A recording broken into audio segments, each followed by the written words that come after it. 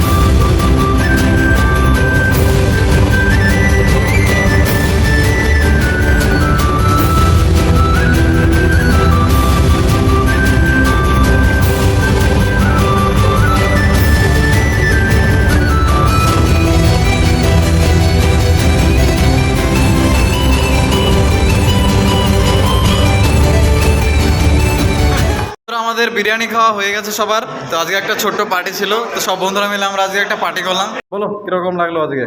ভালো লাগলো।